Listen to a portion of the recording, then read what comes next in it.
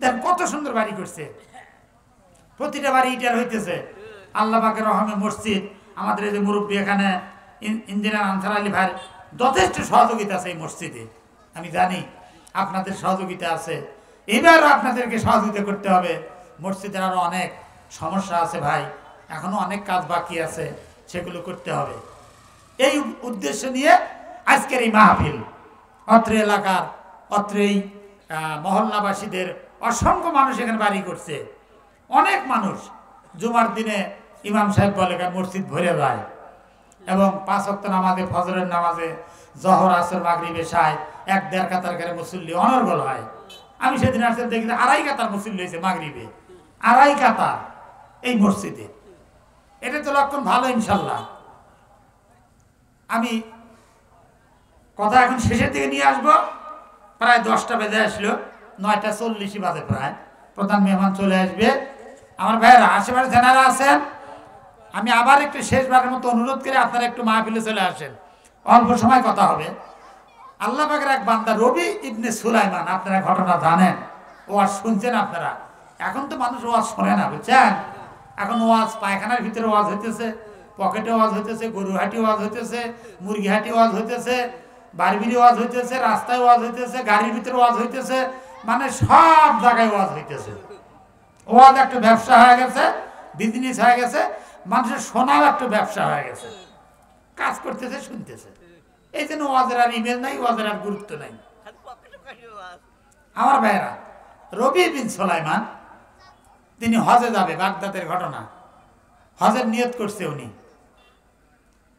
হজের নিয়ত করছে, এবং তার সাথে আরো কতগুলো তার বন্ধু বান্ধব হজের নিয়ত করছে, হজে যাবে।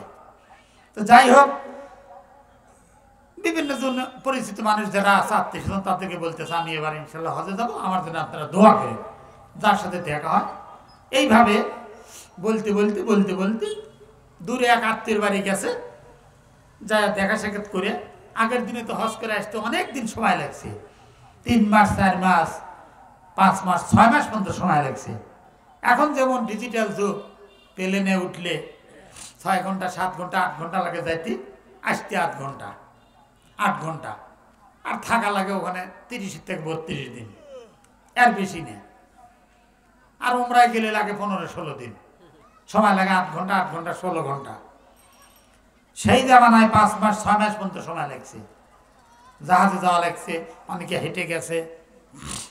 তো এই আল্লাহর বান্দা রবি ইবনে সুলাইমান হজের নিয়ত করছে, আত্মীয় বাড়ি থেকে আসতেছে, রাত হয়ে গেছে, অন্ধকার অন্ধকার রাত্রি। রাস্তার পাশে দেখে একটা মরা গাধা, বর্ণনা আসছে 2 ধরনের 3 ধরনের, মরা গাধা অথবা গরু অথবা উটনি। মরা গাধা পড়ে আছে, কে যেন দেখা যায়, একটা মহিলার মতো দেখা যায়।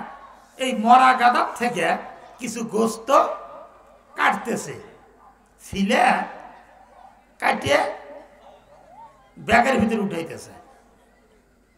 রবি ইবনে সুলাইমান চিন্তা করছে, কিরে এই রাত্রি বেলায় একদিক দিয়ে মরা গাধা খাওয়া হারাম, আর একদিক দিয়ে মরা গাধা।